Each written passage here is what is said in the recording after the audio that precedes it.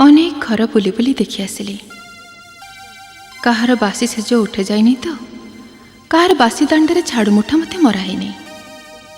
कहीं नारी निजर संतान उपरे विरक्त होची तो कहीं नारी स्वामी कोଳରେ शयन करची। हेले ए श्रिया हीन चांडाळुणी हेले मध्य प्रभातरु शଯ୍ୟା त्याग करी नित्य कर्म समाप्त परे मोर पूजा आराधना लागिची। एथर ताको मो दर्शन दिए। श्रिया उठ श्रिया मु आसीची। ए माँ तमे तमे आसीच माँ ए चांडाळुणी घर को विजय करियो बोली मोर विश्वास नथिला माँ। धन्य हेली माँ धन्य हेली मनीष जन्म मोर सार्थक हैला। मोर प्रणति घेना कर माँ। उठ श्रिया तो पूजारे मु संतुष्ट होइछि। तोर भक्ति एठी को मते टाणी आनिछि। कह तू मोठारो की बर चाहो तते अदय हे मोर किछि नाही। सुप्रसन्न देवे खेला जानानी घेना कर मारे मोर दयिनी लक्ष्य पद्म गाई गोष्ठ कुमार हस्ते सुना चूड़ी कोड़े कुमार जे धन धान्य पुरु घर जे बंची रही थी चारि जुग जाए दिया मते बर जे। शेष बर व्यतीत मु तते अन्य चारि गोटी बर प्रदान करुची। श्रिया मर्त्य जन्म लाभ करी कहीं केबे अमर रहे नहीं। तेणु अमर बर देवा मो द्वारा संभव नुहे। तेबे मृत्यु परे तू वैकुंठरे निश्चय स्थान पाइबो। दे श्रिया तो हस्त बढ़ा अन्न मते प्रदान कर। माँ मु चांडाळुणी हीन। मु जाने श्रिया जो चांडाळुणी भक्ति बलरे महालक्ष्मी को निजर कुड़िया को टाणी आनी पारिछि ता हाथ बढ़ा भोग देबारे विलंब कहीं। मु तो पूजारे अत्यंत संतुष्ट होइछि। श्रिया दे भोग लागी कर। तुम पूजार मंत्र मु जानिनी माँ। बिना मंत्र रे मोर ई नैवेद्य तुमको समर्पण कली। निय माँ आनंदरे ग्रहण कर। दे श्रिया दे।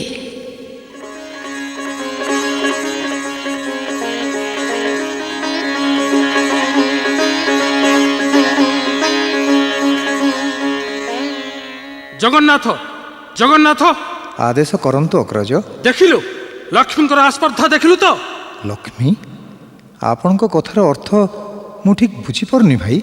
सुन कालिया बदन रे लक्ष्मी घटाइला अघटन।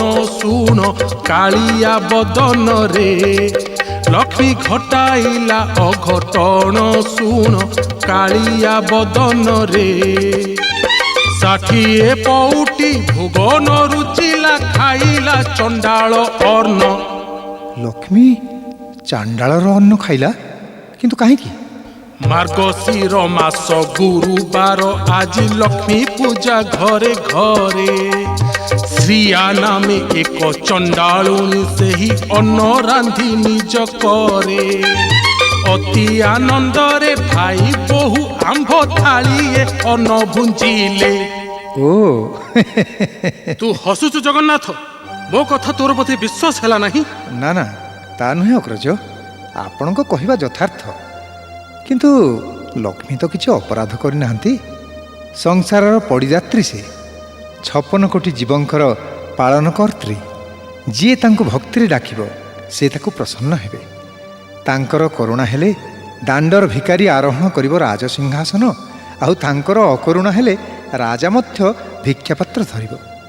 एथिरे ब्राह्मण चांडाळर भेदभाव नाही अग्रज।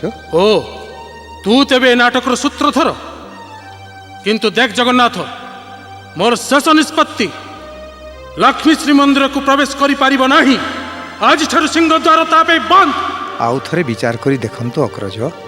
सागर मंथनरु जेतेबेले लक्ष्मी जन्म नेले सेतेबेले वरुण राजा देव ब्राह्मण अग्नि को साक्षी रखी କନକ ବେଦୀ ଉପରେ ମୋରି ହାତରେ ତାକୁ ଅର୍ପଣ କଲେ, ଆଉ 10 ଦୋଷ ପାଇଁ କ୍ଷମା ମଧ୍ୟ ମାଗିଥିଲେ। ଆପଣଙ୍କ ବିଚାରରେ ଚାଣ୍ଡାଳର ଅନ୍ନ ଭୁଞ୍ଜିବା ଯଦି ଲକ୍ଷ୍ମୀଙ୍କର ଅପରାଧ ହେଇଥାଏ, ତେବେ ତାହା ତ ହେଲା ତାଙ୍କର ଗୋଟିଏ ମାତ୍ର ଅପରାଧ। ଏଇ ଥରକ ପାଇଁ ତାଙ୍କୁ କ୍ଷମା ଦେବା କ'ଣ ଆମର କର୍ତ୍ତବ୍ୟ ନୁହେଁ ଭାଇ? ଖୁବ୍ ଶାସ୍ତ୍ର ପଢ଼ିଛୁ ନାଇଁ?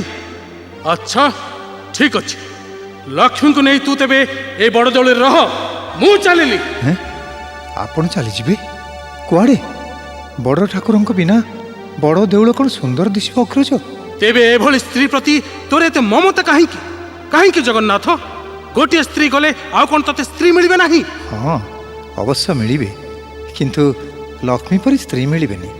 ତୁଟା କେଡ଼େ ଅଲାଜୁକରେ ଲାଜ ସରମ ଦେଲୁ ଛାଡ଼ି, ତୁଟା କେଡ଼େ ଅଲାଜୁକରେ ଲାଜ ସରମ ଦେଲୁ ଛାଡ଼ି। ଲକ୍ଷ୍ମୀ ପରି ସ୍ତ୍ରୀ ମନ୍ଦିରେ ରହିଲେ, ଲକ୍ଷ୍ମୀ ପରି ସ୍ତ୍ରୀ ମନ୍ଦିରେ ରହିଲେ ସଂସାର ଯିବ ଉଜୁଡ଼ି।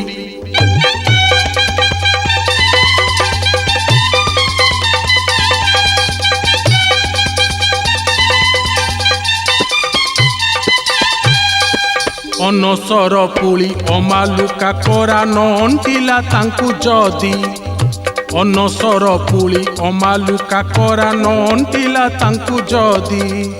ମନ ଖୋଲା କଥା କହି ଦେଇଥିଲେ ପ୍ରତିକାର କରିଥାନ୍ତି।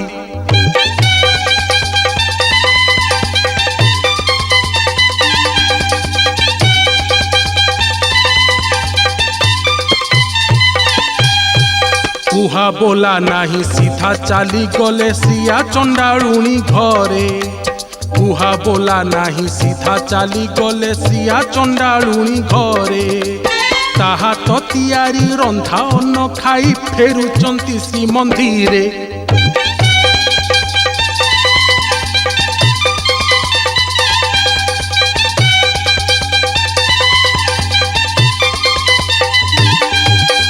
ବଡ଼ ଘର ଝିଅ ବଡ଼ ଘର ବୋହୂ ହରାଇଲେ ବଡ଼ ପଣ, ବଡ଼ ଘର ଝିଅ ବଡ଼ ଘର ବୋହୂ ହରାଇଲେ ବଡ଼ ପଣ। ବଡ଼ ଦେଉଳରେ ପୁରାଇବା ନାହିଁ ଦୁଃଖ କର ନାହିଁ ମନ। ଏଇ ତ ଲକ୍ଷ୍ମୀ ଆସୁଛନ୍ତି, ମୁଁ ଏଥର ବାହାର ଆଡ଼େ ଚାଲି ଯାଉଛି। ଜଗନ୍ନାଥ ମନେ ରଖ, ତୁ କଦାପି ତାଙ୍କୁ ଭିତରେ ପ୍ରବେଶ କରାଇ ଦେବୁ ନାହିଁ। ନା ନା ଅଗ୍ରଜ, ଆପଣ ବରଂ ନିଜେ ଏହାର ସମାଧାନ କରିଯାଆନ୍ତୁ। ମୋତେ ଏଭଳି ନିଷ୍ଠୁର ଆଦେଶ ଦିଅନ୍ତୁ ନାହିଁ। ଆପଣ ମୋତେ ଏହି ଭୀଷଣ ପରୀକ୍ଷାରେ ପକାନ୍ତୁ ନାହିଁ ଭାଇ। ଏ ପର୍ଯ୍ୟନ୍ତ ତୋର ବାଲ୍ୟ ଚପଳତା ଗଲା ନାହିଁ ଦେଖୁଛି। ଆମ୍ଭେ ଲକ୍ଷ୍ମୀଙ୍କର ଦେଢ଼ଶୁର, ତେଣୁ ଭାତୃବଧୂ ସହିତ ବାକ୍ୟାଳାପ କରିବାଟା ଅସୁନ୍ଦର ହେବ। ଏଇ ତ ଚାହୁଁ ଚାହୁଁ ଲକ୍ଷ୍ମୀ ଆସି ସିଂହଦ୍ୱାର ନିକଟରେ ପହଞ୍ଚି ଗଲେଣି। ଆଉ ବିଳମ୍ବ ନ କରି ଶୀଘ୍ର ଯା ଜଗନ୍ନାଥ, ତାଙ୍କୁ ସେଇଠାରୁ ବିଦା କରିଦେ। କହିଦେଇ ଏକାଥରେ ପାର। ପ୍ରଭୁ, ଆଜି ଆପଣଙ୍କ ମନରେ ନୈରାଶ୍ୟତା ପ୍ରକାଶ ପାଇଛି କାହିଁକି? ଚକା ଚକା ନୟନ ଯୁଗଳ ଅଶ୍ରୁ ଜର୍ଜରିତ। କୁହନ୍ତୁ ନା, କ'ଣ ହେଇଛି ଆପଣଙ୍କର? ଏପର୍ଯ୍ୟନ୍ତ ମୌନହିଁ କାର୍ଯ୍ୟ ସମାପନ ହୋଇନାହିଁ ବୋଧହୁଏ। ଚାଲନ୍ତୁ, ମୁଁ ସ୍ୱହସ୍ତରେ ଦୁଇ ଭାଇଙ୍କୁ ଖାଇବାକୁ ଦେବି। ସେଥିରେ ତମର ମୁଣ୍ଡ ଖେଳିବା ପ୍ରয়োଜନ ନାହିଁ କମଳା। ନିଜ କଥା ନିଜେ ବୁଝ। ଆପଣଙ୍କ କଥାର ଅର୍ଥ? ମୁଁ ଜାଣିବାକୁ ଚାହେଁ ତୁମେ କୁଆଡ଼େ ଯାଇଥିଲ। ହୋ, ଏକଥା କ'ଣ ଜଗତର ନାଥ ଜଗନ୍ନାଥଙ୍କୁ ବୁଝାଇବାକୁ ହବ? ତଥାପି ମୁଁ ତୁମ ମୁହଁରୁ ଶୁଣିବାକୁ ଚାହେଁ। ଆଜି ମାର୍ଗଶିର ମାସ ଗୁରୁବାର। ପ୍ରତ୍ୟେକ ହିନ୍ଦୁ ଘରେ ଆଜି ମୋର ପୂଜା। ତେଣୁ ସେହି ଭକ୍ତମାନଙ୍କଠାରୁ ପୂଜା ପାଇବା ପାଇଁ ମୁଁ ଆଜି ପ୍ରତ୍ୟେକ ପୁରପଲ୍ଲୀରେ ଘରେ ଘରେ ବିଜେ କରିଥିଲି। ଆଉ ପେଟ ଭରି ଭୋଗ ମଧ୍ୟ ଖାଇଥିଲ? ହଁ, ମୁଁ ଶ୍ରିୟା ଚାଣ୍ଡାଳୀ ନାମକ ଏକ ଭକ୍ତ ହାତରୁ ନୈବେଦ୍ୟ ଗ୍ରହଣ କରି ସନ୍ତୋଷରେ ଭୋଜନ କରିଛି ପ୍ରଭୁ। ଅମୃତ ପରି ତା ହାତରନ୍ଧା ଅନ୍ନ। ସେଇ ଅମୃତ ନୈବେଦ୍ୟ ବର୍ତ୍ତମାନ ତୁମ ପାଇଁ ବିଷ ହେଇଛି କମଳା। ଚାଣ୍ଡାଳୁଣ୍ଡ ଅନ୍ନ ଭୋଜନ କରିଥିବା ଅପରାଧରେ ମୁଁ ତୁମକୁ ବର୍ଜନ କଲି। ପ୍ରଭୁ, ଏହି ସାମାନ୍ୟ କଥାରେ ଆପଣ ମୋତେ ବର୍ଜନ କରୁଛନ୍ତି? 10 ଦୋଷ କ୍ଷମା ଦେବା ପରିବର୍ତ୍ତେ ଏକମାତ୍ର ଦୋଷ ପାଇଁ ଏତେ ବଡ଼ ଶାସ୍ତି? ପଛ କଥା ଥରେ ସ୍ମରଣ କରନ୍ତୁ ପ୍ରଭୁ। ବିବାହ ପରଦିନ ଯେତେବେଳେ କନକ ବେଦୀ ଉପରେ ଆମେ କଉଡ଼ି ଖେଳୁଥିଲେ, ସେତେବେଳେ ମୋ ହାତ ମୁଠାରୁ ଆପଣ କଉଡ଼ି ଫିଟାଇ ନ ପାରି ହାରି ଯାଇଥିଲେ। ଆଉ ସେହି ସମୟରେ ଆପଣ ମୋତେ ଗୋଟିଏ ବର ମଧ୍ୟ ଦେଇଥିଲେ। ସେ କଥା କ'ଣ ଆପଣ ଭୁଲି ଯାଇଛନ୍ତି ପ୍ରଭୁ? କି बर ମୁଁ ତୁମକୁ ଦେଇଥିଲି? ସପ୍ତାହର 7 ବାର ମଧ୍ୟରୁ ପ୍ରତି ଗୁରୁବାର ଦିନ ମୋର ପୂଜା ହୁଏ। ସେଦିନ ମୁଁ ବ୍ରହ୍ମଠାରୁ କୀଟ ପର୍ଯ୍ୟନ୍ତ ସମସ୍ତ ପ୍ରାଣୀଙ୍କର ଭଲ ମନ୍ଦ ନିଜେ ବୁଲି ଦେଖିବି ବୋଲି ବର ମାଗିଥିଲି ପ୍ରଭୁ। ଆପଣ ଆନନ୍ଦ ହୋଇ ତଥାସ୍ତୁ ବୋଲି କହିଥିଲେ। କିନ୍ତୁ ଅତୀତକୁ ଅତୀତରେ ରଖ କମଳା। ତା ଛଡ଼ା ଏ ଆଦେଶ ତୁମକୁ ମୁଁ ଦେଉନି, ଦେଇଛନ୍ତି ଅଗ୍ରଜ ହଳପାଣି। ସ୍ତ୍ରୀ ଯୋଗୁଁ ଭାଇଠାରୁ ଭାଇ ପୃଥକ ହେବା କଥା ଶାସ୍ତ୍ର ସମ୍ମତ, କିନ୍ତୁ ଭାଇ ଯୋଗୁଁ କେହି ସ୍ତ୍ରୀକୁ ପରିତ୍ୟାଗ କରିବା କଥା ଏପର୍ଯ୍ୟନ୍ତ ଶୁଣାଯାଇ ନାହିଁ। ବୃଥା ବାକ୍ୟାଳପ କରି ସମୟ ନଷ୍ଟ କରେ ନାହିଁ ଲକ୍ଷ୍ମୀ। ତମ ଯୋଗୁଁ ମୁଁ ମୋର ଅଗ୍ରଜଙ୍କ ଆଦେଶକୁ ଅବମାନନା କରିପାରିବିନି। ତୁମେ ଏଠୁ ଚାଲିଯାଅ। ବେଶ, ମୁଁ ଚାଲିଯିବି। ଏ କଥା ପିତାଙ୍କୁ କହି ଏହାର ପ୍ରତିକାର ମଧ୍ୟ କରିବି। ହଁ, ତମ ପିତା ବୀରପଣରେ ସଂସାରରେ ଅଦ୍ୱିତୀୟ, ତେଣୁ ଅହର୍ନିଶି ଘୋର ଗର୍ଜନ କରି ତାଙ୍କର ବୀରତ୍ୱ ପ୍ରଦର୍ଶନ କରୁଛନ୍ତି। ତାଙ୍କର ସେ ଗର୍ଜନ ଏତେ କର୍ଣ୍ଣକଟୁ ଯେ ସେଥିରୁ ମୁକ୍ତି ପାଇବା ପାଇଁ ମୁଁ ମୋର ମନ୍ଦିର ଚତୁଃପାର୍ଶ୍ୱରେ ମେଘନାଦ ପ୍ରାଚୀର ନିର୍ମାଣ କରିଛି। ତମେ ସେଇ ପିତାଙ୍କ ଗୃହକୁ ଚାଲିଯାଅ କମଳା। ସେ ଚାହିଁଲେ ତମକୁ ଏକ ଯୋଗ୍ୟ ବର ହସ୍ତରେ ଅର୍ପଣ କରିବେ। ଆପଣ ମୋ ପିତାଙ୍କର ନିନ୍ଦା କରୁଛନ୍ତି, ମୋର ନାରୀତ୍ୱକୁ ଅସମ୍ମାନ କରୁଛନ୍ତି। ଆପଣ ଶୀଘ୍ର ମୋତେ ଛାଡ଼ପତ୍ର ଦିଅନ୍ତୁ। ମୁଁ ଏଠାରେ ଦଣ୍ଡେ ମାତ୍ର ରହିବାକୁ ଚାହେଁନା। ଛାଡ଼ପତ୍ର ପ୍ରଥା ଆମ ଜାତିରେ ନାହିଁ କମଳା। ମୁଁ 6 ମାସ ପାଇଁ ଅନ୍ନ ବସ୍ତ୍ରର ବନ୍ଦୋବସ୍ତ କରିଦେଇପାରେ। ଯାଅ, ଏଠି ତୁମେ ଫେରିଯାଅ, ନଚେତ ଅଗ୍ରଜ ବଳରାମ ତୁମକୁ କଦାପି କ୍ଷମା ଦେବେନି। ଆପଣଙ୍କ ଭର୍ଚ୍ଛନା ମୁଁ ସହ୍ୟ କରିପାରୁନି ପ୍ରଭୁ। ସ୍ୱାମୀ ହେଇ ଯଦି ସ୍ତ୍ରୀର ମନ କଥା ନ ବୁଝିଲେ, ତେବେ ମୁଁ ଏଠାରୁ ଚାଲି ଯାଉଛି। କିନ୍ତୁ ଯିବା ସମୟରେ ମୁଁ ଆପଣଙ୍କୁ ଅଭିଶାପ ଦେଇ ଯାଉଛି। ଯାଉଛି ମୁହିଁ ଏବେ ହୋଇ ଅନାଥିନୀ, ମୋର ଏହି ଅଭିଶାପ ଥାଅ ତୁମ୍ଭେ ଘେନି। ସତ୍ୟ ହୋଇଥିବେ ଯେବେ ଚନ୍ଦ୍ର ସୂର୍ଯ୍ୟ ଦୁଇ, ଅନ୍ନ ନ ପାଇବ କାହିଁ ତୁମ୍ଭେ ବେନି ଭାଇ। 12 ବର୍ଷ ପର୍ଯ୍ୟନ୍ତ ମାଗି ବୁଲୁଥିବ, ଅନ୍ନ ବସ୍ତ୍ର ଜଳ ଆଦି କିଛି ନ ପାଇବ। ଚଣ୍ଡାଳୁଣୀ କହି ମୋତେ ଦେଉଅଛ ତଡ଼ି, ଏହି ଚଣ୍ଡାଳୁଣୀ ହସ୍ତେ ତୁମର ଯେ ପଡ଼ି। ନିଜ ହସ୍ତେ ଅନ୍ନ ଯେବେ ପରସିବି ମୁହିଁ, ସେଦିନ ଭୁଞ୍ଜିବ ପ୍ରଭୁ ତୁମ୍ଭେ ବେନି ଭାଇ। ସେଦିନ ଭୁଞ୍ଜିବ ପ୍ରଭୁ ତୁମ୍ଭେ ବେନି ଭାଇ। ଦିଅ ପ୍ରିୟେ, ମନ ଖୋଲି ଅଭିଶାପ ଦିଅ। ପତ୍ନୀଦ୍ରୋହୀ ଜଗନ୍ନାଥ ଆଜି ତମର ସେଇ ଅଭିଶାପକୁ ଫୁଲ ଚନ୍ଦନ ପରି ମସ୍ତକରେ ଧାରଣ କରିବ। ଲକ୍ଷ୍ମୀ, ମନ ଦୁଃଖ କରନି ପ୍ରିୟେ। କିଛି ଦିନ ଅନ୍ତେ ଅଗ୍ରଜଙ୍କୁ ବୁଝାଇ ମୁଁ ତୁମକୁ ନିଶ୍ଚୟ ନେଇ ଆସିବି। ଆପଣଙ୍କ ଦୟା ପାଇଁ ସାଧୁବାଦ ଜଣାଉଛି। ହଁ, ଆପଣ ରଖନ୍ତୁ ମୋର ଏଇ ଅଷ୍ଟରତ୍ନ ଅଳଙ୍କାର। ଯେଉଁ ସ୍ତ୍ରୀର ସ୍ୱାମୀ ଉପରେ ଅଧିକାର ନାହିଁ, ସ୍ୱାମୀଙ୍କ ଅଳଙ୍କାରରେ ତାର ବା କି ଅଧିକାର? ନିଅନ୍ତୁ ପ୍ରଭୁ, ମୁଁ ନିଜ ହସ୍ତରେ ସମସ୍ତ ଅଳଙ୍କାର ଖୋଲି ଦେଉଛି। ନା, ତୁମେ ତା କରନି କମଳା, ତୁମେ ତା କରନି। ସ୍ୱାମୀ ଥାଉ ଥାଉ ଅଙ୍ଗଭୂଷଣ ଖୋଲିବା ସ୍ତ୍ରୀର ଉଚିତ ନୁହେଁ। ତା ଛଡ଼ା ସେଇ ଅଳଙ୍କାର ତୁମ ନିକଟରେ ଥିଲେ ବିପଦ ଆପଦରେ ନିଶ୍ଚୟ କର୍ମରେ ଲାଗିବ। ସ୍ୱାମୀ ଥାଇ ଯେଉଁ ସ୍ତ୍ରୀ ଅନାଥିନୀ, ଅଳଙ୍କାର ବା ତାର କ'ଣ ହେବ? ଆପଣ ଏହାକୁ ରଖନ୍ତୁ ପ୍ରଭୁ। ପୁନର୍ବିବାହ କରି ଏହି ଅଳଙ୍କାର ଗୁଡ଼ିକ ତାକୁ ପିନ୍ଧାଇ ଦେବେ। ବିଦାୟ। ଲକ୍ଷ୍ମୀ, ଲକ୍ଷ୍ମୀ, ଲକ୍ଷ୍ମୀ।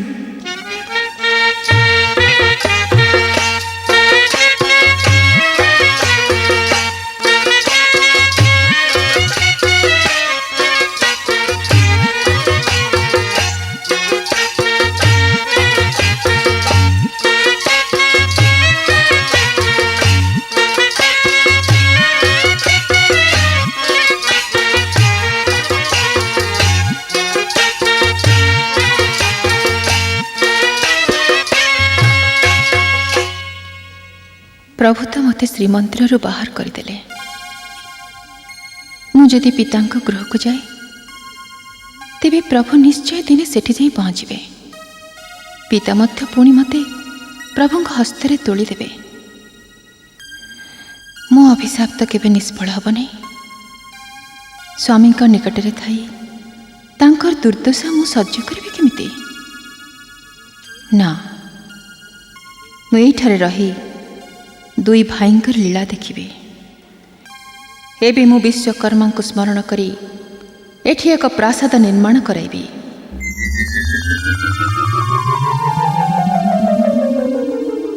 ମା ଜଗତଜନନୀ, ମୋର ପ୍ରଣାମ ଗ୍ରହଣ କରନ୍ତୁ। କୁହନ୍ତୁ ମା, ମୁଁ ଆପଣଙ୍କର କି ସେବା କରିବି? କାହିଁକି ମୋତେ ସ୍ମରଣ କଲେ? ବିଶ୍ୱକର୍ମା, ପ୍ରଭୁ ମୋତେ ଚାଣ୍ଡାଲୁଣୀ କହି ଶ୍ରୀମନ୍ଦିରରୁ ଘଉଡ଼ାଇ ଦେଇଛନ୍ତି। ତେଣୁ ମୋର ରହିବା ପାଇଁ ଏଠାରେ ଏକ କୁଟୀର ନିର୍ମାଣ କରିଦିଅ। ଅନ୍ତିମ ସମୟ ତକ ମୁଁ ଏଠାରେ ହିଁ ରହିବି। ଯଥା ଆଜ୍ଞା ମା। ଏଇ ଦେଖ ମା, ମୁଁ ଆପଣଙ୍କ ପାଇଁ 300 କୋଶ ବ୍ୟାପୀ ଏହି ଅଟ୍ଟାଳିକା ନିର୍ମାଣ କଲି।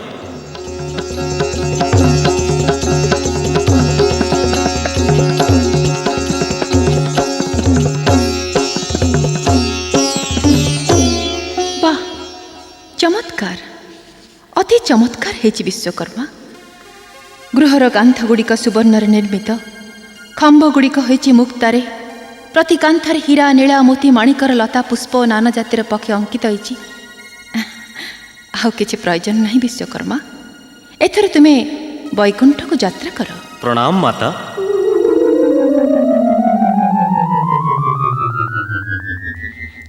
ରହିବା ପାଇଁ ଆଉ କୌଣସି ଚିନ୍ତା ନାହିଁ। ଏଥର ମୁଁ ଅଷ୍ଟବେତାଳଙ୍କୁ ସ୍ମରଣ କରେ।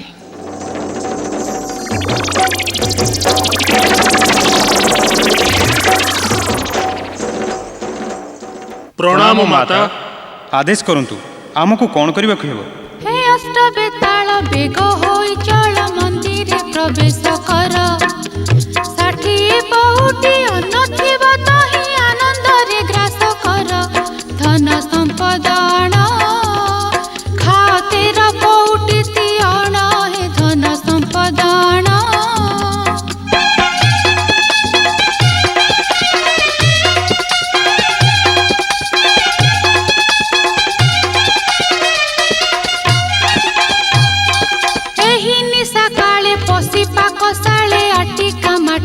ଭାଙ୍ଗ ମୁଖ ପଖାଳିବା ପାତ୍ରକୁ ଉଠାଇ ଅନେକ ଦୂରରେ ଫିଙ୍ଗ। ପାଣି କଉଡ଼ି ଗୋଟି କିଛି ନ ରଖି ଆଣିବ ଏତ ହେ ପାଣି କଉଡ଼ି ଗୋଟି। ହେଲେ ମା, ଏତେ କଥା କଲାବେଳକୁ ଯଦି ଠାକୁରମାନଙ୍କର ନିଦ୍ରାଭଙ୍ଗ ହୁଏ? ବଡ଼ ଠାକୁର ବଳରାମ ଭାରି ରାଗି ମା, ତାଙ୍କୁ ମୋର ଭାରି ଡର। ତୁମେମାନେ ସେ ଭୟ କର ନାହିଁ। ମୋ ଆଦେଶରେ ନିଦ୍ରା ଦେବୀ ଆଗରୁ ଯାଇ ଗାଢ଼ ନିଦ୍ରାରେ ଦୁଇ ଭାଇଙ୍କୁ ଅଚେତ କରାଇଥିବେ। ଦିନ 2 ଘଡ଼ି ପର୍ଯ୍ୟନ୍ତ ତାଙ୍କର ନିଦ୍ରା ଭଙ୍ଗ ହେବ ନାହିଁ। ଯାଅ। ଯାଉଛୁ ମା।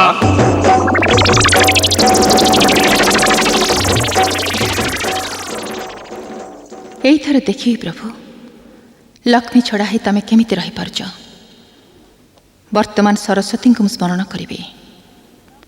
ତାଙ୍କୁ କହିବି ଯେ ନଗରେ ନଗରେ ବୁଲି ଲୋକଙ୍କ କଣ୍ଠରେ ବସିବେ। କୌଣସି ଲୋକ ଯେପରି ଏ 2 ଭାଇଙ୍କୁ ଭିକ୍ଷା ମୁଠେ ନ ଦିଅନ୍ତି। ଯାଏ।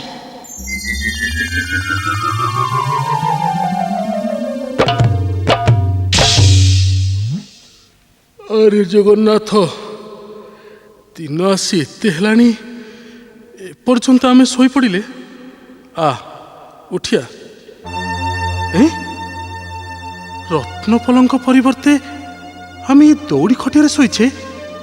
ପାଟ ବସ୍ତ୍ର ପରିବର୍ତ୍ତେ ଏ ଗୈରିକ ବସ୍ତ୍ର ପିନ୍ଧିଛେ। ଦେହର ଅଷ୍ଟ ଅଳଙ୍କାର ମଧ୍ୟ ନାହିଁ। ଜଗନ୍ନାଥ, ଜଗନ୍ନାଥ! ଆପଣ ବିଶ୍ରାମ ନିଅନ୍ତୁ ଅଗ୍ରଜ, ରାତି ଆହୁରି ଅନେକ ବାକି। ଓହୋ, ଆରେ ଅଳସୁଆ, ଆଖି ଖୋଲି ଦେଖ ଆମର ଅବସ୍ଥା କ'ଣ ହେଇଛି। କାଙ୍ଗାଳ ସାଜିଛେ ଆମେ, କାଙ୍ଗାଳ। ମନ୍ଦିର ଲୁଟ୍ ହେଇଛି। ମନ୍ଦିର ଲୁଟ୍ ହେଇଛି? ହଁ। ଏ ଆମର ଭ୍ରମ ଧାରଣା ଅଗ୍ରଜ, ଏହା ଅସମ୍ଭବ। ମୁଁ ଭାବୁଛି ଏସବୁ ଲକ୍ଷ୍ମୀଙ୍କର ମାୟା।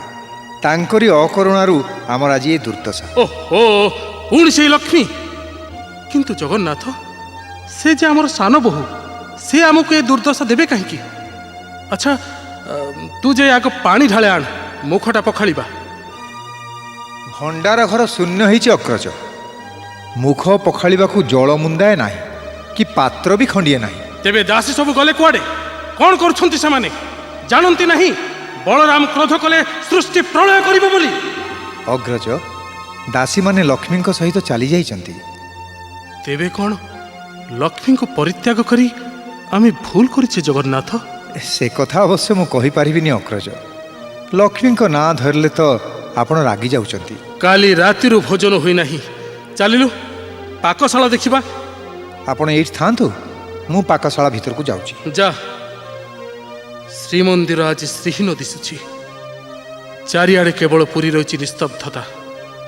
ଏହାର କାରଣ କ'ଣ ହେଇପାରେ? ଜଗନ୍ନାଥ, ଜଗନ୍ନାଥ, ଭିତରେ ପଶି ଅଧୁଆ ମୁହଁରେ ଏକା ଏକା ଭୋଜନ କଲୁ କି? ଅଗ୍ରଜ, ପାକଶାଳାରେ ଖୁଦ କଣିକା ବି ନାହିଁ। ଆଁ? ଭୋଜନ କରିବି କ'ଣ? ଖାଲି ଦେହ ମୁହଁରେ କଳା ବୋଳି ହେବା ସାର ହେଲା। ହଁ, ତୋର ଗୋରା ଦେହରେ କଳା ବୋଳି ହେଇ ଭାରି ଅସୁନ୍ଦର ଦିଶୁଥିବ। ତୋ ଦ୍ୱାରା କିଛି କାମ ହେଇପାରିବନି। ଚାଲ ଚାଲ, ପ୍ରଥମେ ଇନ୍ଦ୍ରଦ୍ୟୁମ୍ନ ନଦୀକୁ ଯାଇ ସ୍ନାନ କରିବା। ବହୁତ ଭୋକ ହେଲାଣି। ହଁ ଶୁଣ, ସ୍ନାନ ପରେ ଆମେ ବ୍ରାହ୍ମଣ ବେଶରେ ବୁଲି ଭିକ୍ଷା ମାଗିବା। ତା ନହେଲେ ଆମର ଅନ୍ୟ କିଛି ଉପାୟ ନାହିଁ ରେ ଜଗନ୍ନାଥ। ହଉ, ଆସନ୍ତୁ।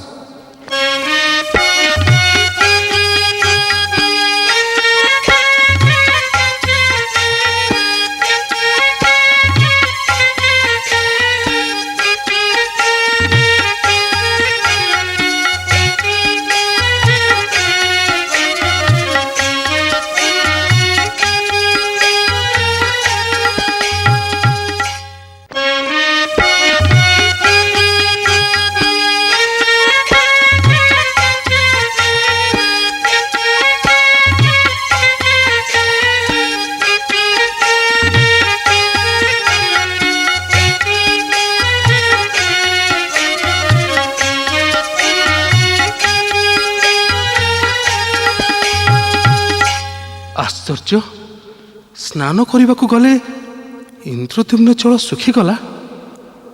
ବହୁ ଆଶା ନେଇ ବଡ଼ ପଣ୍ଡା ଘରକୁ ଭିକ୍ଷା ମାଗିଗଲେ ବୁଢ଼ୀଟା ଆମକୁ ଲକ୍ଷ୍ମୀ ଛଡ଼ା ବ୍ରାହ୍ମଣ କହି ମାରିବାକୁ ଗୋଡ଼େଇଲା। କ'ଣ କରିବା, କ'ଣ କରିବା କହ ଜଗନ୍ନାଥ? ଆପଣଙ୍କୁ ଯାହା ଭଲ ଦିଶୁଛି ତା କରନ୍ତୁ। ମୋର ଆଉ ଗୋଡ଼ ଚଳୁନି। ଏମିତି ଭୋକ ଉପାସରେ କେତେ ଦିନ ଆଉ ବୁଲିବା? ଏ ଲୋକମାନଙ୍କର ସବୁ ହେଲା କ'ଣ? କେହି ବି ମୁଠାଏ ଅନ୍ନ ଭିକ୍ଷା ଦେଉନାହାନ୍ତି। ହଉ, ଦୁଃଖ କରନାରେ କାହ୍ନା। ଏଇ ଦେଖିଲୁ, ଅଳ୍ପ ଦୂରରେ ଏଇ ଯେଉଁ ଘର ଦେଖାଯାଉଛି, ଚାଲ ସେଇଠାରୁ ଭିକ୍ଷାନ୍ନ ମାଗିବା। ଭିକ୍ଷାଂ ଦେହି ଭିକ୍ଷାଂ ଦେହି ଭିକ୍ଷାଂ ଦେହି। ଜାଣିଲି, ତମେ ନିଶ୍ଚୟ ବ୍ରାହ୍ମଣ ଘରର ପୁଅ। ଆସ ପୁଅ, ଆସ ଭିତରକୁ ଆସ। ମୁଁ ତ ନିଆଶ୍ରୀ ଗରିବ ବୁଢ଼ୀଟିଏ। ଖୁଦ ମଳୁଖ ଯାହା ଗଣ୍ଡିଏ ଥିଲା ରୋଷେଇ କରିଛି। ଆସ, ଏଇ ଘରେ ଠା ପାଣି କରିଦେଉଛି, ବସ। ତମେ ଦୁଇ ଭାଇ ଜାତିରେ ବ୍ରାହ୍ମଣ, ବହୁ ତୀର୍ଥ ଭ୍ରମଣ କରି ଏଠାରେ ଆସି ପହଞ୍ଚିଛୁ। ଆପଣ ମିଥ୍ୟା କଥା କହୁଛନ୍ତି ଅଗ୍ରଜ। ତୁ ଚୁପ୍ କର। ସ୍ୱାର୍ଥ ପାଇଁ ମିଥ୍ୟା କହିବା ଅପରାଧ ନୁହେଁ। ମତେ କ'ଣ କହୁଛ କି ପୁଅ? ନା ମାଉସୀ, ମୋର ସାନ ଭାଇଟା ପେଟ ବିକଳାଟାଏ ତ ଟିକେ ଶୀଘ୍ର ଭୋଜନ କରିବା ପାଇଁ ବ୍ୟାକୁଳ ହେଉଛି। ହଁ ହଁ, ଦେଖ ମ, ଖାଇବାକୁ ଆଣିବି କ'ଣ, ମୁଁ ଏଇଠି ବସି ଗପ କରୁଛି। ବୁଢ଼ୀ ହେଲିଣି ତ, ଏ ନିଆଁ ଲଗା ମନଟାରେ କ'ଣ କିଛି ରହୁଛି? ହଉ ହଉ, ମୁଁ ଏଇ ସାଙ୍ଗେ ସାଙ୍ଗେ ଅନ୍ନ ନେଇ ଆସୁଛି। ହଁ ଜଗନ୍ନାଥ, କହନ୍ତୁ ଅଗ୍ରଜ। ତୁ ବଡ଼ ପେଟୁଆଟାଏ। ବହୁତ ଦିନ ପରେ ଆଜି ମୁଠାଏ ଅନ୍ନ ମିଳିବ। ତେଣୁ ଭଲ ମନ୍ଦ ନ ବିଚାରି ଭଲ କରି ଗ୍ରାସ କରି ଖାଇଦେ। ପୁଣି କେବେ ଅନ୍ନ ମିଳିବ କିଏ ଜାଣେ। ହଇରେ ହେ ଚୁଲି ପଶା ବ୍ରାହ୍ମଣ ଟକା, ତମେ ଦିଟା ଲକ୍ଷ୍ମୀ ଛଡ଼ା କିରେ? ତମ ନାଁ ଧରୁ ଧରୁ ମୋ ହାଣ୍ଡିରୁ ସବୁ ଯାକ ଅନ୍ନ କୁଆଡ଼େ ଉଭେଇ ଗଲା। ଉଠ, ଏଠୁ ଶୀଘ୍ର ଉଠ, ନହେଲେ ଝାଡୁ ମୁଠାରେ କୁଆଡ଼େ ଗଲା ସେ ଝାଡୁ? ଜଗା, କୁଆଡ଼େ ଗଲା?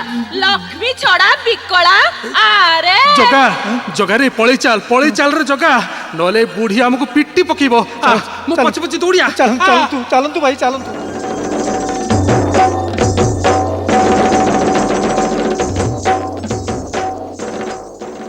ଓହୋ, ସାଂଘାତିକ ବିପଦରୁ ବଞ୍ଚିଗଲେ ରେ ଜଗନ୍ନାଥ।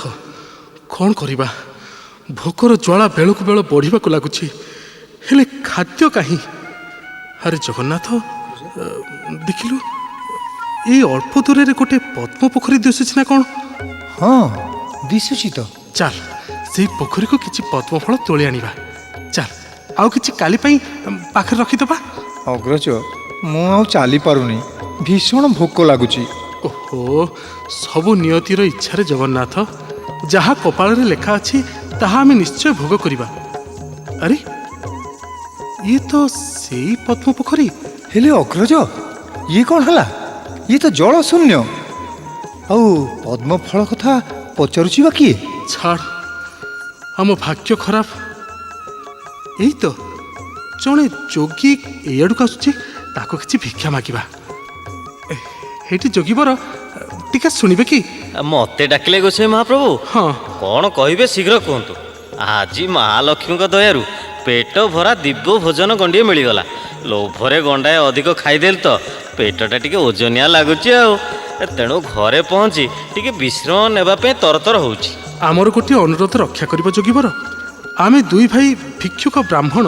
ତା ବୋଲି ଏଠି କ'ଣ ମୋ ବାପର ପିଣ୍ଡ ପକେଇବେ ନା କ'ଣ? ନା ନା, ମୁଁ ତାହା କହୁନାହିଁ। ଆମେ ଅନେକ ଦିନ ହେଲା କିଛି ଭୋଜନ କରିନାହୁଁ ଯୋଗୀବର। ଯଦି ଦୟାକରି ତୁମ ଥାଳରୁ ଆମକୁ କିଛି ଅନ୍ନଦାନ କରନ୍ତ, ତେବେ ତୁମର ବହୁତ ଧର୍ମ ହୁଅନ୍ତା। ହୟ ଗୋସାଇ, ତୁମେ ଦୁହେଁ ଲକ୍ଷ୍ମୀ ଛଡ଼ା କିଓ? ହୟ ଏ 56 କୋଟି ଜୀବଙ୍କୁ ଲକ୍ଷ୍ମୀ ଠାକୁରାଣୀ ଅନ୍ନ ଦେଇ ପାଳିଛନ୍ତି ଟି। ହେଲେ ତମେ ଦୁହେଁ ଅନେକ ଦିନ ହେଲା ଉପାସ। ହାୟରେ ବିଧାତା, ତା ଛଡ଼ା ଜଣେ ଭିକାରୀକୁ ଆଉ ଜଣେ ଭିକାରୀ ଭିକ୍ଷା ମାଗିବା କଥା। ହଉ, ବ୍ରାହ୍ମଣ ଲୋକ ହେଇ ଯଦି ମୁହଁ ଖୋଲି ମାଗିଲଣି, ତେବେ ନିଅ ଆଉ। ଦିଅ ଯୋଗୀବର, ମୋର ଏଇ ଗାମୁଛା କାନିରେ ଢାଳି ଦିଅ। ମୋ ଥାଳରୁ ଅନ୍ନ ଗଲା କୁଆଡ଼େ? ଜାଣିଲି ତୁମ ଦିଟାଙ୍କୁ ଲକ୍ଷ୍ମୀ 3 ପାଦ ଛାଡ଼ିଛି। ତୁମ ନାଁ ଧରୁ ଧରୁ ମୋ ଥାଳରୁ ସବୁ ଯାକ ଅନ୍ନ କୁଆଡ଼େ ଉଭେଇଗଲା। ଯା, ବାହାର ଯା ଏଠୁ, ନହେଲେ। ଥାଉ, ଆଉ ରାଗ କରନି ଯୋଗୀବର, ଆମେ ଚାଲି ଯାଉଛୁ। ଆରେ ଲକ୍ଷ୍ମୀ ଛଡ଼ା ଗୋସାଇ, ଯଦି ଦିବ୍ୟ ଭୋଜନର ଆଶା ଅଛି, ତେବେ ଏଇ ଯେଉଁ ସମୁଦ୍ର ଦିଶୁଛି ସେଇଠାକୁ ଚାଲିଯାଅ। ସେଠାରେ ଇନ୍ଦ୍ରଭୁବନ ଭଳି ଗୋଟେ ଉଆସରେ ଜଣେ ନାରୀ ତୁମାମ ଭଳିଆ ଦୁଃଖୀ ରକ୍ଷୀଙ୍କୁ ଅନ୍ନ ବସ୍ତ୍ର ବିତରଣ କରୁଛନ୍ତି। ସାକ୍ଷାତ ଲକ୍ଷ୍ମୀ ତ ଆଉ। ଭାରି ଦୟାବତୀ। ତୁମେ ଦିଟା ଯେମିତି ବିକଳା ନା, ସେଇଠିକି ଗଲେ ତୁମ ଇଚ୍ଛା ପୂର୍ଣ୍ଣ ହେବ। କଥାରେ ନାହିଁ, ମେଇଆ ଛେଳିକି ଶାଣ ଦିଆ ଖଣ୍ଡା, ପେଟ ପୋଡ଼ା କାଙ୍ଗାଳକୁ ଢେକା ଢେକା ମଣ୍ଡା। ଯାଅ, ଖାଇବ ଯାଅ। ଆଉ ପୁଅ ଭାରିଜା ପାଇଁ ଜାଉଁଳି ବାନ୍ଧି ନେଇଯିବ। ମୁଁ ଚାଲିଲି। ଆଉ ବଞ୍ଚି ହେବ ନାହିଁ ରେ ଜଗନ୍ନାଥ। କବିର ସାହିରୁ ଖଇ 4 ମାଣ ମାଗି ଆଣିଥିଲେ ଯେ ସେତକ ବି ପବନରେ ଉଡ଼ିଗଲା। ଯୁଆଡ଼େ ଯାଉଛେ କେହି ଆମକୁ ଭିକ୍ଷା ମୋଟାଇ ଦେଉନାହାନ୍ତି, ଗାଳି ମନ୍ଦ କରି ଘଉଡ଼ାଇ ଦେଉଛନ୍ତି। ହଉ, ଯାହା ତ ହେବାର ହେଲା। ଏଥର ଟିକେ ବଡ଼ ବଡ଼ ପାଉଣ୍ଡ ପକେଇ ସାଗର କୂଳ ପର୍ଯ୍ୟନ୍ତ ପଳେଇ ଚାଲ, ସେଇଠି ନିଶ୍ଚୟ ଭୁରି ଭୋଜନ ମିଳିବ। ପ୍ରଚଣ୍ଡ ଖରାରେ ସମୁଦ୍ର ବାଲି ନିଆଁ ପରି ଦାଉ ଦାଉ ହେଉଛି। ମୁଁ ଏଥିରେ ଚାଲିପାରିବିନି ଅଗ୍ରଜ, ପାଦ ମୋର ତାତି ଯାଉଛି। କଷ୍ଟ ନ କଲେ କୃଷ୍ଣ ମିଳନ୍ତି ନାହିଁ ରେ ଜଗନ୍ନାଥ। ତୁ ମୋରି ପଛେ ପଛେ ମୁଣ୍ଡରେ ଗାମୁଛା ପକେଇ ଚାଲିଆ।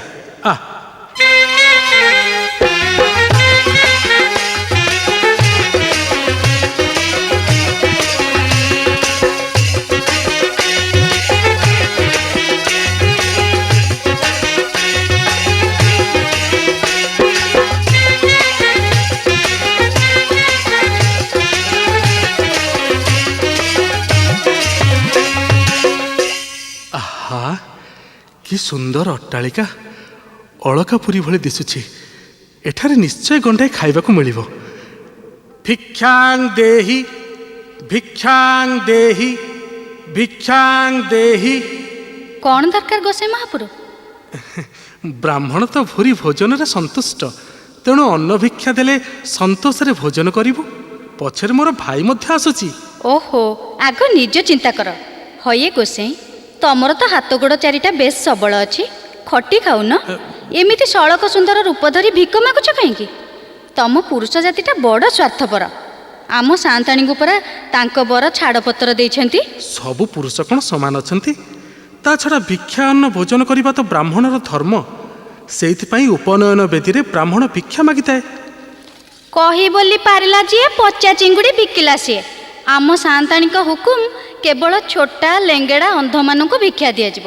ତେଣୁ ତମକୁ ଏଠି କିଛି ମିଳିବନି, ଚାଲିଯାଅ। ଦେଖ, ତୁମେ ଯାହା କୁହ ପଛେ ମୁଁ ତୁମ କଥାରେ ଆଦୌ କ୍ରୋଧ କରୁନାହିଁ। ଗଣ୍ଡିଏ ଅନ୍ନ ଭିକ୍ଷା ଦେଇ ଆଗ ଆମର ପ୍ରାଣ ରକ୍ଷା କର। ପ୍ରଚଣ୍ଡ ଖରାରେ ସମୁଦ୍ର ବାଲି ଅତିକ୍ରମ କରି ବହୁ ଆଶା ନେଇ ଏଠାକୁ ଆସିଛୁ। ଓହୋ, ମନା କଲି ପରା କିଛି ମିଳିବନି ବୋଲି। ଯାଅ, ଉଠ ଏଠୁ, ନହେଲେ ସାନ୍ତାଣୀକୁ କହି ଶୁଳିରେ ବସେଇଦେବି। ନା, ଥାଉ, ତୁମ ସାନ୍ତାଣୀକୁ ଡାକିବା ଦରକାର ନାହିଁ, ମୁଁ ଚାଲି ଯାଉଛି। ଓହୋ, ବହୁ କଷ୍ଟରେ ସମୁଦ୍ର ବାଲିତକ ଅତିକ୍ରମ କରି ଚାଲି ଆସିଲେ। ହେଁ, କ'ଣ ହେଲା ଅଗ୍ରଜ? ଆପଣ ଏପରି ବିରସ ବଦନରେ ଫେରି ଆସୁଛନ୍ତି ଯେ? କ'ଣ ଆଉ କରିଥାନ୍ତି? ସାମାନ୍ୟ ଗୋଟିଏ ଦାସୀର ଏତେ ଦୂର ସ୍ପର୍ଦ୍ଧା, ସେ ପୁଣି ଆଜି ମୋତେ ଅପମାନ ଦେଲା। ଏହା ନିୟତିର ପରିହାସ ନୁହେଁ ତ ଆଉ କ'ଣ? ଯଦି ମୁଁ ଆଜି ଏ ଦୁର୍ଦ୍ଦିନର ସମ୍ମୁଖୀନ ହୋଇନଥାନ୍ତି, ତେବେ ମୁଁ ଆଜି ନାରୀ ହତ୍ୟା କରିବାକୁ କେବେ ହେଲେ କୁଣ୍ଠବୋଧ କରନ୍ତି ନାହିଁ। କ୍ରୋଧ ଶାନ୍ତ କରନ୍ତୁ ଅଗ୍ରଜ। ନାରୀର ଅନ୍ୟ ନାମ ହେଲା ଅବଳା, ତାଙ୍କର ବା ଜ୍ଞାନ କେତେ? ଚାଲନ୍ତୁ ଆଉ ଥରେ ସେଠିକି ଯିବା। ସବୁ ଆମ ଅର୍ଜିଲା କର୍ମର ଫଳ ଭାଇ। ନା, ସେ କଥା ହେଇପାରିବ ନାହିଁ ଜଗନ୍ନାଥ। ଯଦି କହୁଛୁ ତେବେ ଆଗରେ ତୁ ଚାଲ। ହଁ, ଭଲ ଭାବରେ ଭିକ୍ଷା ମାଗ। ଭିକ୍ଷାଂ ଦେହି, ଭିକ୍ଷାଂ ଦେହି। ଓହୋ, ଟିକେ ବଡ଼ ପାଟିରେ ଉଚ୍ଚାରଣ କର। ଭିକ୍ଷାଂ ଦେହି, ଭିକ୍ଷାଂ ଦେହି, ଭିକ୍ଷାଂ ଦେହି, ପ୍ରଭୁ ଭିକ୍ଷାଂ ଦେହି। ନିସ୍ତରିଲି ପ୍ରଭୁ, ନିସ୍ତରିଲି ପ୍ରଭୁ। ଦୀର୍ଘ 12 ବର୍ଷ ପରେ ଆପଣଙ୍କ କଣ୍ଠସ୍ୱର ଶୁଣିଲି। ମୋରି ଯୋଗୁଁ ଆଜି ଜଗତର ନାଥ ଜଗନ୍ନାଥ ଦାଣ୍ଡର ଭିଖାରୀ। ତୁଳସୀ, ତୁଳସୀ, ଆଦେଶ କର ମା। ଏଇ ଦେଖିଲୁ, ସିଂହଦ୍ୱାରରେ ଏଇ ଯେଉଁ ବ୍ରାହ୍ମଣ 2 ଜଣ ଛିଡ଼ା ହୋଇଛନ୍ତି, ତୁ ଏମାନଙ୍କୁ ଚିହ୍ନିଛୁ? ଇଏ ତ ସେଇ ବ୍ରାହ୍ମଣ।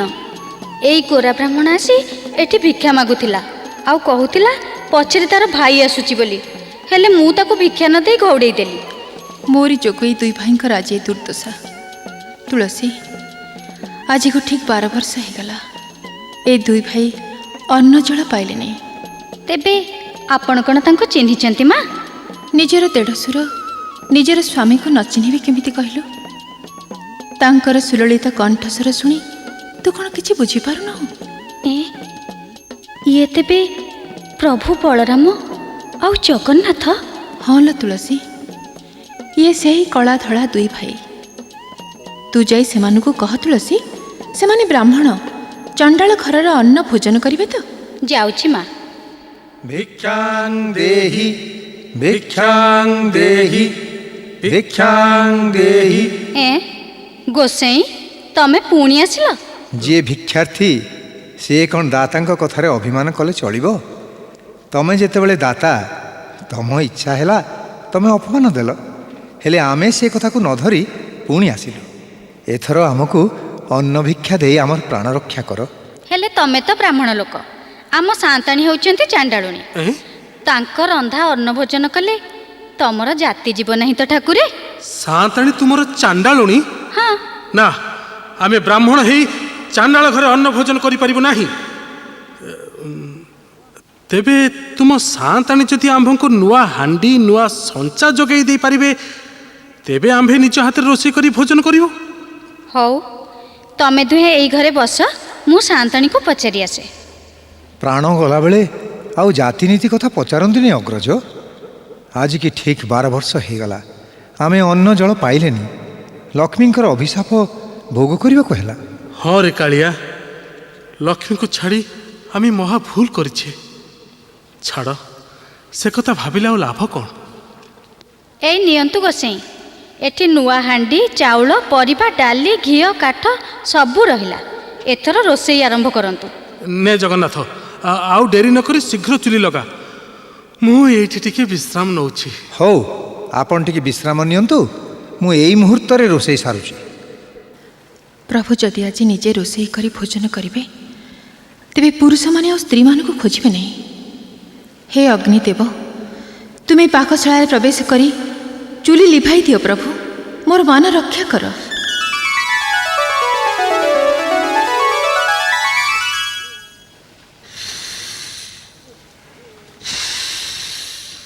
ଓହୋ, ଦିନ ଯେ ଆସି କେତେ ହେଲାଣି। କିରେ ଜଗନ୍ନାଥ, ରୋଷେଇ ସରିଲା ନା ନାହିଁ? ନା ଏକା ଏକା ବସି ସବୁ ଖାଇଦେଲୁଣି? ଓହୋ, ଇଏ ଚୁଲି ଫୁଙ୍କି ଫୁଙ୍କି ମୋ ଆଖି ପୋଡ଼ିଗଲାଣି ଭାଇ। ଇଏ କାଠ ଆଦୌ ଜଳୁନି, ଆଉ ଖାଇବି କ'ଣ? ଜଳୁନି? ମୁଁ ଜାଣିଥିଲି ତୋ ଦ୍ୱାରା କିଛି ହବ ନାହିଁ। ତୁ ଗୋଟେ ପେଟୁ, ଖାଲି ପେଟ ଭରା ଭୋଜନ କରି ଜାଣିଛୁ।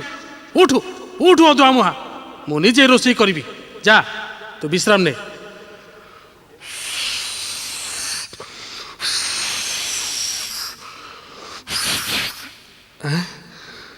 ସତେ ତ ଏ କାଠ ଗୁଡ଼ାକ ଓଦା ନା କ'ଣ? ଟିକେ ହେଲେ ତ କାହିଁକି ଜଳୁନି?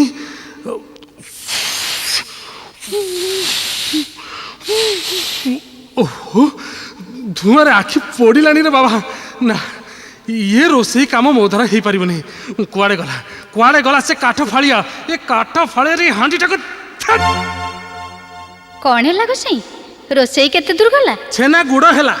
କୋଉଠୁ ଓଦା କାଠ ଗୁଡ଼ାଏ ଆଣି ଦେଇଗଲୁ ଯେ ନିଆଁ ତାକୁ ଦେଖିଲେ ଡରୁଛି। ଆଉ ରୋଷେଇ ନା ଫସେଇ? କ୍ଷୁଧାର୍ଥ ବ୍ରାହ୍ମଣକୁ ହଇରାଣ କରି ତମେ କିଛି ଭଲ କଲ ନାହିଁ। ମୁଁ ତ ଆଗରୁ ସେଇ କଥା କହୁଥିଲି, ତମେ ଅଣ୍ଡିରା ଚଣ୍ଡିରା ଲୋକ, ଏସବୁ କାମ ପାରିବନି। ହଉ ବସ, ମୁଁ ନିଜ ହାତରେ ତମ ଦେହରେ ତୈଳ ମର୍ଦ୍ଦନ କରିଦେବି। ମୋ ଦେହରେ ତୈଳ ମର୍ଦ୍ଦନ କରିଦେବୁ ତୁ? ହଁ, ଇଏ ତ ମୋର ପରମ ସୌଭାଗ୍ୟ। ଦେବତାଙ୍କ ଅପେକ୍ଷା ବ୍ରାହ୍ମଣଙ୍କର ସେବା କଲେ ଅଧିକ ପୁଣ୍ୟ ମିଳିଥାଏ। ହଉ, ତୋ ଇଚ୍ଛା।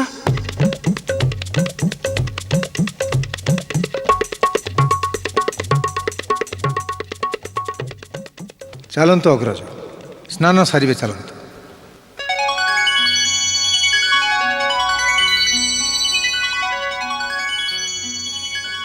ସାନ୍ତାଣୀ, ଦୁଇ ଠାକୁର ସ୍ନାନ କରିବାକୁ ଗଲେଣି। ତେବେ ତାଙ୍କ ପାଇଁ ଠା ପାଣି କରିଦେ। ଅଗୁରୁ ଚନ୍ଦନ ଗୋଳି ରଖିଦେଇଥା, ପାଟବସ୍ତ୍ର ମଧ୍ୟ ରଖିଦେ। ମୁଁ ଅନ୍ନ ବାଢ଼ୁଛି।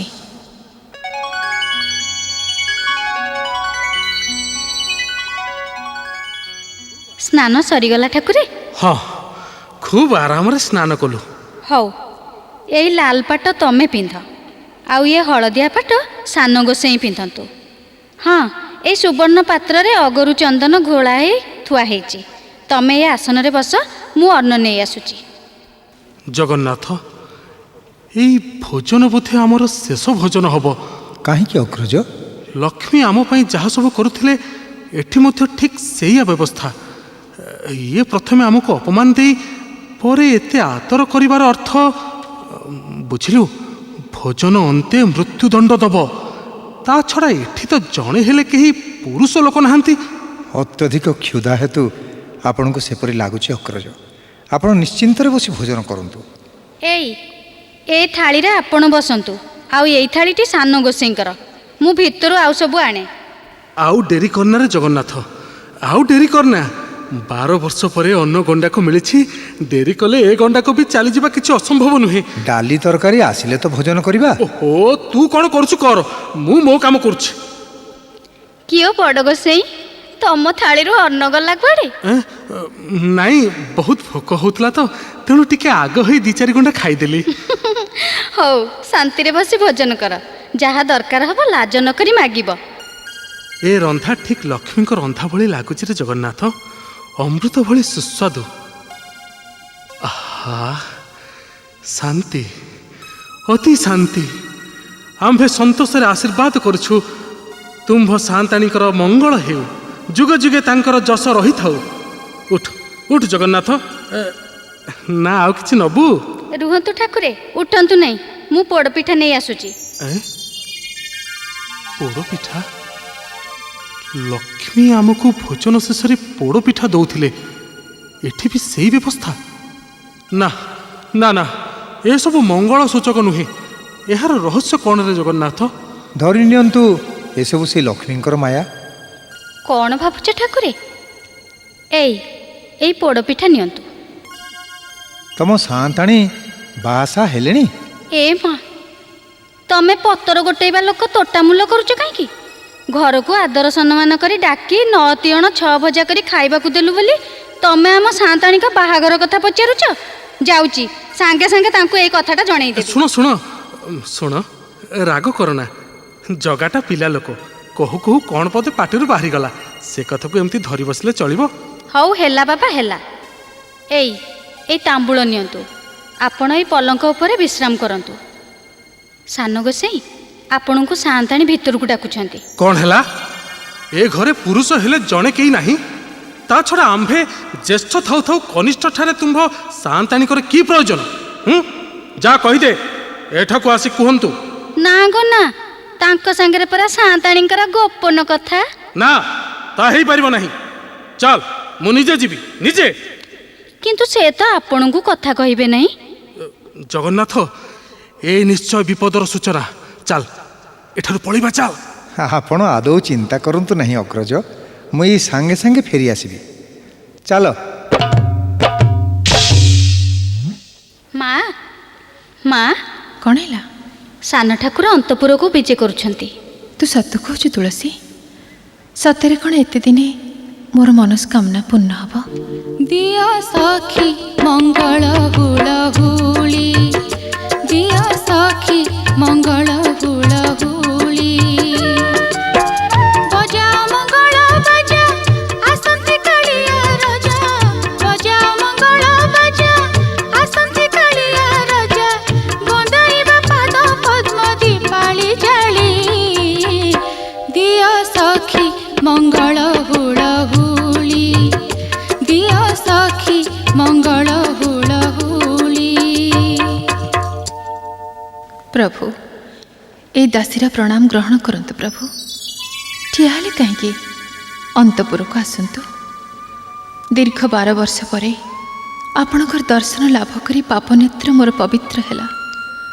ପାଦ ଦେଖାନ୍ତୁ ପ୍ରଭୁ। ଏହି ସୁବାସିତ ଜଳରେ ଆପଣଙ୍କର ପଦ ଧୌତ କରି ଜୀବନ ସାର୍ଥକ କରିବି। ଆମେ ହାରିଯାଇଛୁ କମଳା, ତମ ନିକଟରେ ମୁଁ ପରାଜୟ ସ୍ୱୀକାର କରୁଛି। ପଛ କଥା ଭୁଲି ଏଥର ଶ୍ରୀମନ୍ଦିରକୁ ଚାଲ ପ୍ରିୟେ। ବାହାରେ ଅଗ୍ରଜ ବଳରାମ ତମରି ଅପେକ୍ଷାରେ ଅଛନ୍ତି। ତମକୁ ଏଭଳି ନିଷ୍ଠୁର ଆଦେଶ ଦେଇଥିବାରୁ ସେ ଆଜି ଅନୁତପ୍ତ। ମୋ ଯୋଗୁଁ ଦୁଇ ଭାଇ ବହୁତ କଷ୍ଟ ସହିଲେ। 12 ବର୍ଷ କାଳ ଅନାହାରରେ ଦ୍ୱାର ଦ୍ୱାର ଭିକ୍ଷାପାତ୍ର ଧରି ବୁଲିଲେ। ସେଥିପାଇଁ ମୋତେ କ୍ଷମା କରିଦିଅନ୍ତୁ ପ୍ରଭୁ। ଆଉ ବିଳମ୍ବ ନ କରି ମନ୍ଦିରକୁ ଚାଲ ପ୍ରିୟେ। ଯିବା ପୂର୍ବରୁ ଆପଣ ମୋର ଗୋଟିଏ ସର୍ତ୍ତ ପୂରଣ କରିବେ ପ୍ରଭୁ। କି ସର୍ତ୍ତ ଲକ୍ଷ୍ମୀ? ଏଣିକି ଶ୍ରୀମନ୍ଦିରର ମହାପ୍ରସାଦ ବ୍ରାହ୍ମଣ ଚଣ୍ଡାଳ ଏକତ୍ର ଭୋଜନ କରିବେ। ଭୋଜନ ଶେଷରେ ହାତ ନ ଧୋଇ ମୁଣ୍ଡରେ ବୋଳିବେ। ଏଇ ମୋର ସର୍ତ୍ତ ପ୍ରଭୁ। ତୁମର ସମସ୍ତ ସର୍ତ୍ତ ମୁଁ ମାନି ନେବାକୁ ପ୍ରସ୍ତୁତ ଅଛି ମା। ଅତୀତରେ ଯାହା ସବୁ ଘଟିଗଲା ସେଥିପାଇଁ ଦାୟୀ ମୁଁ। ଏଥରକ ଶ୍ରୀମନ୍ଦିରକୁ ବିଜେ କର ମା। ପ୍ରକୃତରେ ତୁମେ ଜଗତର ପଡ଼ିଦାତ୍ରୀ। ତୁମ ଅକରୁଣା ହେଲେ ପ୍ରାଣୀ ଅନ୍ନ ବସ୍ତ୍ର ପାଏ ନାହିଁ। ତାର ପ୍ରମାଣ ଆମେ ଦୁଇ ଭାଇ। କିରେ ଜଗନ୍ନାଥ, ଅଗ୍ରଜ, ଏଡ଼େ ଏଡ଼େ ଆଖିରେ ଚାହିଁଛୁ କ'ଣ? ଅନେକ ଦିନ ହେଲା ପରା 60 ପଉଟି ଭୋଗ ବନ୍ଦ ହେଇଗଲାଣି। ଚାଲନ୍ତୁ ଅଗ୍ରଜ। ତୁ ଆଉ ଡେରି କରନା ଜଗନ୍ନାଥ, ଶୀଘ୍ର ଆ, ମୁଁ ବାହାରେ ଅପେକ୍ଷା କରୁଛି। ଏଇ ଦେଖ କମଳା, ତୁମର ପ୍ରତ୍ୟାବର୍ତ୍ତନରେ ସ୍ୱର୍ଗରୁ ଦେବଗଣ କିପରି ପୁଷ୍ପବୃଷ୍ଟି କରୁଛନ୍ତି। ସ୍ୱୟଂ ଦେବରାଜ ଇନ୍ଦ୍ର 33 କୋଟି ଦେବତାଙ୍କ ସହିତ ଆମର ପ୍ରତ୍ୟାବର୍ତ୍ତନ ଉତ୍ସବ ଦେଖୁଛନ୍ତି। ଆସ ପ୍ରିୟ, ଆସ। ଜୟ ଜଗଜ୍ଜନନୀ ମହାଲକ୍ଷ୍ମୀଙ୍କର, ଜୟ ଜଗଜ୍ଜନନୀ ମହାଲକ୍ଷ୍ମୀଙ୍କର, ଜୟ ଜଗଜ୍ଜନନୀ ମହାଲକ୍ଷ୍ମୀଙ୍କର।